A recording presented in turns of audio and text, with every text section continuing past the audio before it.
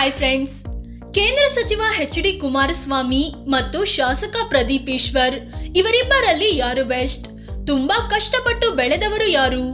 ಶಿಕ್ಷಣ, ಆಸ್ತಿಯಲ್ಲಿ ಯಾರು ಮುಂದಿದ್ದಾರೆ? ಹೆಂಡತಿ ಹೆಸರಲ್ಲಿ ಹೆಚ್ಚು ಆಸ್ತಿ ಮಾಡಿರೋದು ಯಾರು? ರಾಜಕೀಯ ಅನುಭವದಲ್ಲಿ ಯಾರು ಮುಂದಿದ್ದಾರೆ? ಇಬ್ಬರ ಸಮುದಾಯ ಯಾವುದು? ಎಲ್ಲವನ್ನೂ ಈ ವಿಡಿಯೋದಲ್ಲಿ ಹೇಳ್ತೀವಿ. ಅದಕ್ಕೂ ಮುನ್ನ ನೀವಿನ್ನೂ ನಮ್ಮ ಚಾನಲ್ಗೆ ಸಬ್ಸ್ಕ್ರೈಬ್ ಆಗಿಲ್ಲ ಅಂದ್ರೆ ಈ ಕೂಡಲೇ ಆಗಿ ಪಕ್ಕದ ಗಂಟೆ ಗುರುತಿನ ಮೇಲೆ ಕ್ಲಿಕ್ ಮಾಡಿ. ಜನನ ಮತ್ತು ಬಾಲ್ಯ.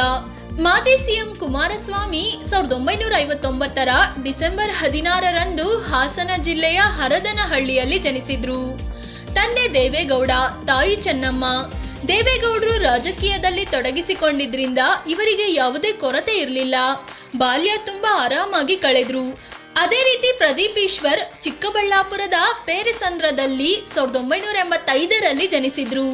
ತಂದೆ ಈಶ್ವರ್, ತಾಯಿ ಮಂಜುಳಾ. ಇವರದ್ದು ಆರಂಭದಲ್ಲಿ ಒಂದು ಹಂತಕ್ಕೆ ಶ್ರೀಮಂತ ಕುಟುಂಬವಾಗಿಯೇ ಇತ್ತು. ಯಾವುದಕ್ಕೂ ಕೊರತೆ ಇರಲಿಲ್ಲ. ಇವರಿಗೆ ಚೇತನ್ ಅನ್ನೋ ತಮ್ಮ ಕೂಡ ಇದ್ದಾರೆ. ಆದ್ರೆ ನಂತರದಲ್ಲಿ ಇವರ ಕುಟುಂಬಕ್ಕೆ ಸಂಕಷ್ಟ ಎದುರಾಯಿತು.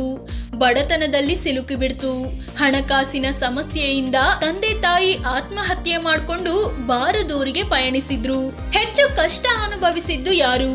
ಎಚ್.ಡಿ. ಕುಮಾರಸ್ವಾಮಿಗೆ ಯಾವುದೇ ರೀತಿಯ ಕಷ್ಟಗಳು ಎದುರಾಗ್ಲಿಲ್ಲ. ಆದ್ರೆ ಪ್ರದೀಪ್ ಈಶ್ವರ್ ಕತೆ ಹಾಗಲ್ಲ. ಅಪ್ಪ ಅಮ್ಮ ವಿಧಿವಶರಾದ್ಮೇಲೆ ತುಂಬಾ ಸಂಕಷ್ಟದಲ್ಲಿ ಸಿಲುಕಿದ್ರು.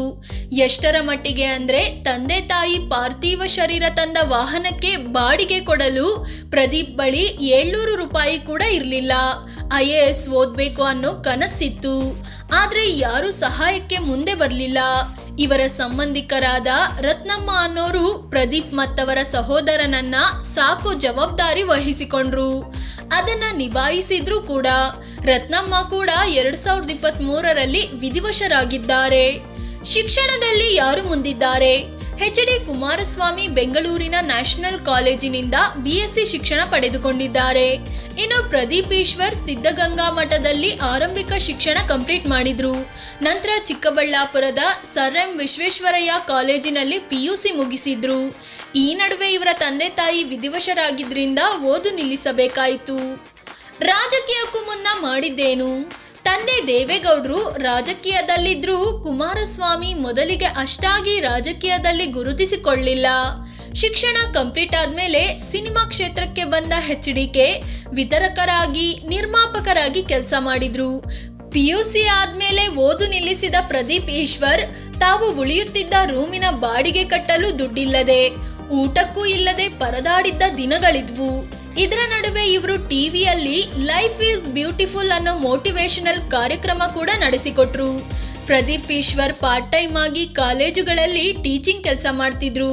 ನಂತರದಲ್ಲಿ ಪರಿಶ್ರಮ ಅಕಾಡೆಮಿ ಹುಟ್ಟು ಹಾಕಿದ್ರು. 2 ಚೇರ್ ತಂದು ಸಣ್ಣದಾಗಿ ಶುರು ಮಾಡಿದ ಈ ಸಂಸ್ಥೆ ಇಂದು ಹೆಮ್ಮರವಾಗಿ ಬೆಳೆದಿದೆ. ಇಲ್ಲಿ ಸಾವಿರಾರು ವಿದ್ಯಾರ್ಥಿಗಳು ಶಿಕ್ಷಣ ಪಡಿತಿದ್ದಾರೆ.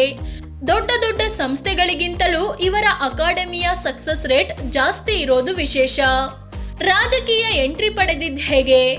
ಕುಮಾರಸ್ವಾಮಿ ಅವರು 1994ರ ವಿಧಾನಸಭೆ ಚುನಾವಣೆಯಲ್ಲಿ ಮೊದಲ ಬಾರಿಗೆ ದೇವೇಗೌಡರ ಪರವಾಗಿ ಪ್ರಚಾರ ಮಾಡೋ ಮೂಲಕ ರಾಜಕೀಯಕ್ಕೆ ಎಂಟ್ರಿ ಕೊಟ್ರು. ಅದೇ ಪ್ರದೀಪ್ ಈಶ್ವರ್ 2018ರ ವಿಧಾನಸಭೆ ಚುನಾವಣೆಯಲ್ಲಿ ಪಕ್ಷೇತರ ಅಭ್ಯರ್ಥಿ KV ನವೀನ್ ಕಿರಣ್ ಅನ್ನೋರ ಪರ ಪ್ರಚಾರ ಮಾಡಿದ್ರು. ಸೋಷಿಯಲ್ ಮೀಡಿಯಾದಲ್ಲಿ ಆಗಲೇ ಫುಲ್ ಸದ್ದು ಮಾಡಿದ್ರು. ಆದ್ರೆ ಚುನಾವಣೆಯಲ್ಲಿ ಕಾಂಗ್ರೆಸ್ನಿಂದ ಸ್ಪರ್ಧಿಸಿದ್ದ K. ಸುಧಾಕರ್ ವಿನ್ ಆದ್ರು. ಚುನಾವಣೆ ಮುಗಿಯುವಷ್ಟರಲ್ಲಿ ಪ್ರದೀಪ್ ಈಶ್ವರ್ ವಿರುದ್ಧ 20ಕ್ಕೂ ಹೆಚ್ಚು ಕೇಸ್ಗಳನ್ನ ಹಾಕಲಾಗಿತ್ತು. ಈ ವೇಳೆ ಪ್ರತಿಭಟನೆ ನಡೆಸಿ ಜೈಲಿಗೆ ಹೋಗಿ ಬಂದ ಪ್ರದೀಪ್ ಈಶ್ವರ್ಗೆ ಭರ್ಜರಿ ಸ್ವಾಗತ ಸಿಕ್ತು. ಇದಾದ್ಮೇಲೆ ಪ್ರದೀಪ್ ರಾಜಕೀಯದಲ್ಲಿ ಫುಲ್ ಆಕ್ಟಿವ್ ಆದ್ರು.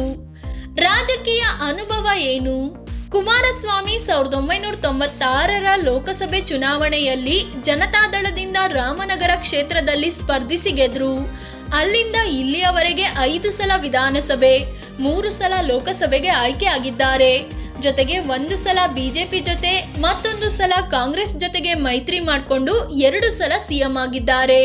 ವಿಪಕ್ಷ ನಾಯಕರಾಗಿ, JDS ರಾಜ್ಯಾಧ್ಯಕ್ಷರಾಗಿಯೂ ಕೆಲಸ ಮಾಡಿದ್ದಾರೆ. ಈಗ ಮತ್ತೆ BJP ಜೊತೆ ಕೈ ಜೋಡಿಸಿ ಕೇಂದ್ರದಲ್ಲಿ ಸಚಿವರು ಆಗಿದ್ದಾರೆ. ಅದೇ ರೀತಿ ಪ್ರದೀಪ್ ಈಶ್ವರ್ ವಿಚಾರಕ್ಕೆ ಬಂದ್ರೆ, ಇವರು ಕಳೆದ ವರ್ಷ ಅಂದ್ರೆ 2023ರಲ್ಲಿ ಮೊದಲ ಬಾರಿಗೆ ಚಿಕ್ಕಬಳ್ಳಾಪುರದಿಂದ ವಿಧಾನಸಭೆಗೆ ಆಯ್ಕೆಯಾಗಿದ್ದಾರೆ. ಸುಧಾಕರ್ ಬಿಜೆಪಿಗೆ ಹೋದ್ಮೇಲೆ ಚಿಕ್ಕಬಳ್ಳಾಪುರದಲ್ಲಿ ಪ್ರದೀಪ್ರನ್ನ ಕಾಂಗ್ರೆಸ್ ಬೆಳೆಸ್ತಿದೆ. ಕುಟುಂಬ ಮತ್ತು ಮಕ್ಕಳು ಹೇಗಿದ್ದಾರೆ? ಮಾಜಿ ಸಿಎಂ ಕುಮಾರಸ್ವಾಮಿ 1986ರಲ್ಲಿ ಅನಿತಾ ಕುಮಾರಸ್ವಾಮಿ ಅನ್ನೋರನ್ನ ಮದುವೆ ಆದ್ರು. ದಂಪತಿಗೆ ನಿಖಿಲ್ ಅನ್ನೋ ಮಗ ಕೂಡ ಇದ್ದಾರೆ. ಇವರು ಕೂಡ ರಾಜಕೀಯದಲ್ಲಿದ್ದಾರೆ. 2006ರಲ್ಲಿ ಕುಮಾರಸ್ವಾಮಿ ನಟಿ ರಾಧಿಕಾರನ್ನು ಮದುವೆ ಆದ್ರು. ಇವರಿಬ್ಬರಿಗೆ ಶಮಿಕಾ ಅನ್ನೋ ಮಗಳು ಕೂಡ ಜನಿಸಿದ್ರು. ಆದ್ರೆ ಈ ವಿಚಾರ ಯಾರಿಗೂ ಗೊತ್ತಿರಲಿಲ್ಲ. 2010ರಲ್ಲಿ ರಾಧಿಕಾ ಅವರೇ ಖುದ್ದು ಈ ವಿಚಾರವನ್ನ ಬಹಿರಂಗಗೊಳಿಸಿದ್ರು. ಇನ್ನು ಪ್ರದೀಪ್ ಈಶ್ವರ್ ನಯನ ಅನ್ನೋರನ್ನ ಮದುವೆ ಆಗಿದ್ದು ಅವರು ಟೀಚಿಂಗ್ ಕ್ಷೇತ್ರದಲ್ಲಿ ತೊಡಗಿಸಿಕೊಂಡಿದ್ದಾರೆ. ದಂಪತಿಗೆ ಒಂದು ಮಗು ಕೂಡ ಇದೆ. ಇಬ್ಬರ ಹೆಸರಲ್ಲಿ ಆಸ್ತಿ ಎಷ್ಟಿದೆ? ಕುಮಾರಸ್ವಾಮಿ ಬರೋಬ್ಬರಿ 217 ಕೋಟಿ ರೂಪಾಯಿ ಮೌಲ್ಯದ ಆಸ್ತಿ ಹೊಂದಿದ್ದಾರೆ. ಪತ್ನಿ ಅನಿತಾ ಹೆಸರಲ್ಲಿ 154 ಕೋಟಿ ರೂಪಾಯಿ ಮೌಲ್ಯದ ಆಸ್ತಿ ಮಾಡಿದ್ದಾರೆ. ಅದೇ ರೀತಿ HDK ಒಟ್ಟು 82 ಕೋಟಿ ರೂಪಾಯಿಯಷ್ಟು ಸಾಲ ಕೂಡ ಹೊಂದಿದ್ದಾರೆ. ಇನ್ನು ಪ್ರದೀಪ್ ಈಶ್ವರ್ 69 ಲಕ್ಷ ರೂಪಾಯಿ ಆಸ್ತಿ ಘೋಷಿಸಿಕೊಂಡಿದ್ದಾರೆ. ಪತ್ನಿ ನಯನ 20,20,000 ರೂಪಾಯಿ ಆಸ್ತಿ ಹೊಂದಿದ್ದಾರೆ.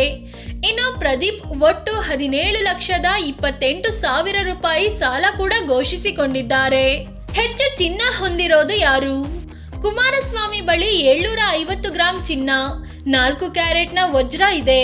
ಪತ್ನಿ ಅನಿತಾ ಬಳಿ 3 ಕೆಜಿ 852 ಗ್ರಾಂನಷ್ಟು ಚಿನ್ನಾಭರಣ, 50 ಕ್ಯಾರೆಟ್ನ ವಜ್ರ ಕೂಡ ಇದೆ. ಇನ್ನು ಪ್ರದೀಪ್ ಈಶ್ವರ್ ಬಳಿ 350 ಗ್ರಾಂನಷ್ಟು ಚಿನ್ನ ಇದ್ರೆ ಪತ್ನಿ ನಯನ ಬಳಿ 194 ಗ್ರಾಂ ಚಿನ್ನ, 3 ಸೆಟ್ ವಜ್ರದ ಆಭರಣವಿದೆ. ಇಬ್ಬರ ಸಮುದಾಯ ಯಾವುದು?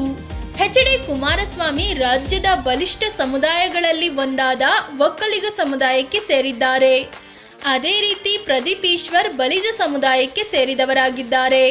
ಫ್ರೆಂಡ್ಸ್, ಇದು ಕೇಂದ್ರ ಸಚಿವ ಕುಮಾರಸ್ವಾಮಿ ಮತ್ತು ಶಾಸಕ ಪ್ರದೀಪ್ ಈಶ್ವರ್ ಇವರಿಬ್ಬರಲ್ಲಿ ಯಾರು ಬೆಸ್ಟ್, ಯಾರು ಯಾವುದರಲ್ಲಿ ಮುಂದಿದ್ದಾರೆ ಅನ್ನೋದನ್ನ ತಿಳಿಸಿಕೊಡುವ ಪ್ರಯತ್ನ.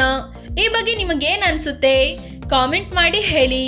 ಅದೇ ರೀತಿ ನೀವಿನ್ನೂ ನಮ್ಮ ಚಾನಲ್ಗೆ ಸಬ್ಸ್ಕ್ರೈಬ್ ಆಗಿಲ್ಲ ಅಂದ್ರೆ ಈ ಕೂಡಲೇ ಆಗಿ ಪಕ್ಕದ ಗಂಟೆ ಗುರುತಿನ ಮೇಲೆ ಕ್ಲಿಕ್ ಮಾಡಿ. ಧನ್ಯವಾದ.